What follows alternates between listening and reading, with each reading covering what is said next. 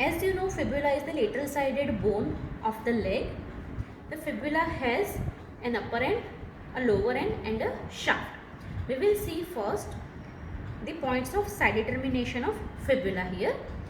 So the upper end of the fibula, it is expanded in all direction, and this upward directed projection is called the styloid process here.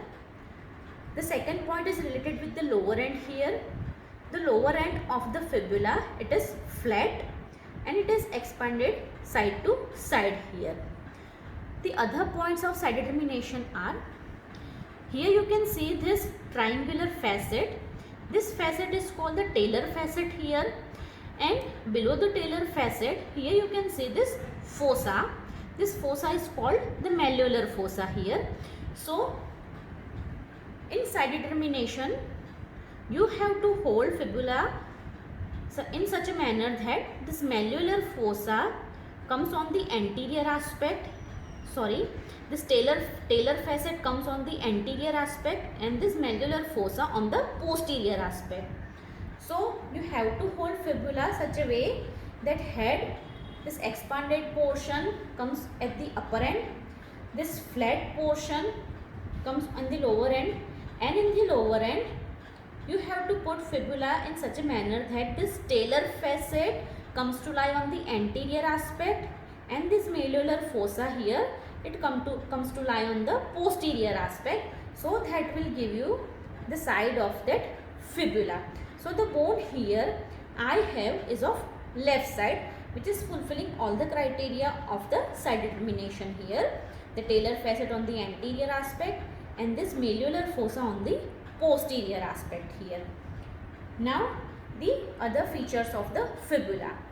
So we will see first the features on the upper end of the fibula. So as you know, the upper end of the fibula is expanded in all direction here, and this upward directed projection here is called the styloid process. The styloid process of the head of the fibula, it lies on the postero superior aspect in the fibula here, and on the head this rounded facet is for the articulation with the tibia here. This rounded facet, it articulates on the facet of the tibia which lies on the postero-inferior aspect of the lateral condyle of the tibia to form the upper tibiofibular joint. Here the upper tibiofibular joint is plain variety of synovial joint. This constricted portion here at the upper end is the nape of the fibula here. So these are the points to be remembered about the upper end of the fibula. Now come to the shaft of the fibula here. So the shaft of the fibula is quite variable. The surface is quite variable because of the attachment of the multiple muscles here. The shaft of the fibula here has 3 borders and 3 surfaces here. So first we will see the borders of the fibula here. So here we first have this anterior border. If you look at closely here you can see this triangular, elongated triangular area here continuous with this lateral malleolus.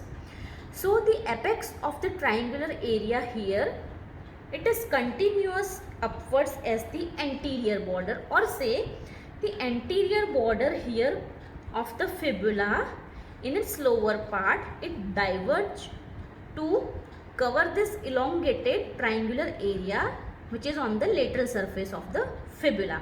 So here the border which is covering this triangular area here is the anterior border of the fibula.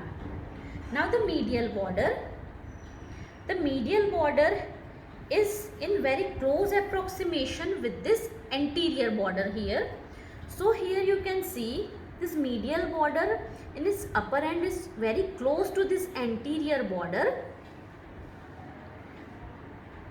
Here is the medial border of the fibula, and you can see this anterior and medial border, they are very near to each other.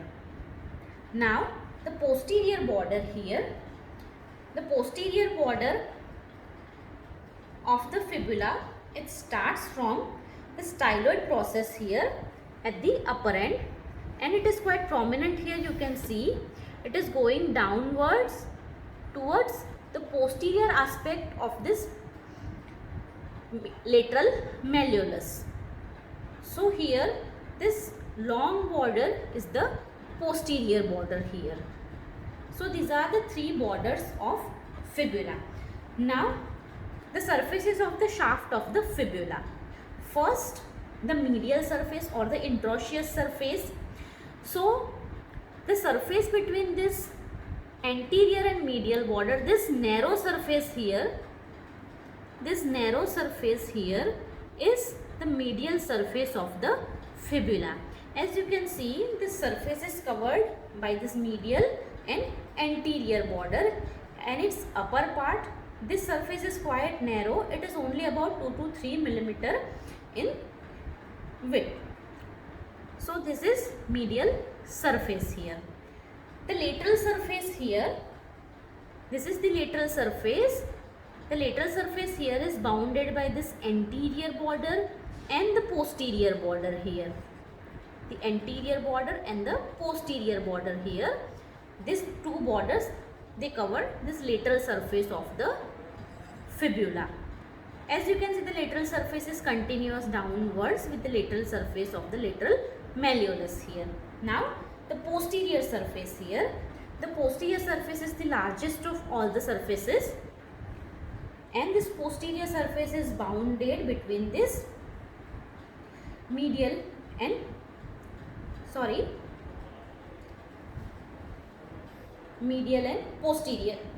posterior borders. So here the posterior surface, you can see it is the largest one, and the posterior surface, it is divided into two more surfaces by this medial crest. So here this ridge which is dividing this posterior surface into two parts is known as the median crest. The median crest, as you can see, it is quite prominent in its upper and middle part, where it is not recognizable in its lower part. So the median crest here is the part of posterior surface which is dividing the posterior surface into medial and lateral areas. So if you hold fibula vertically, so the borders from anterior to posterior aspect, you can see, are the anterior borders, the medial border, the median crest, and the posterior border. You can remember this sequence like this. So these are the features of shaft of the fibula. Now come to the lower end of the fibula. As you know, the lower end of the fibula is flat here. The lateral surface of the lower end of the fibula is elongated in the form of this lateral malleolus. On the medial aspect, the lower end bears this facet. This triangular facet is called the talar facet, and this talar facet here is for the articulation with the lateral surface of the body of the talus bone for the formation of the talofibular joint here. And on the postero inferior aspect of this talar facet, this fossa is called the malleolar fossa here. So these are the things to be remembered about the lower end of the fibula. The lower end of the fibula, the area above this talar facet here, this area articulates with the fibular notch on the lower end of the tibia to form the lower tibiofibular joint here. And here the articulation between these two bones is through some fibrous material. So here the lower tibiofibular joint is a type of syndesmosis type of fibrous joint here. So these are the general features of fibula.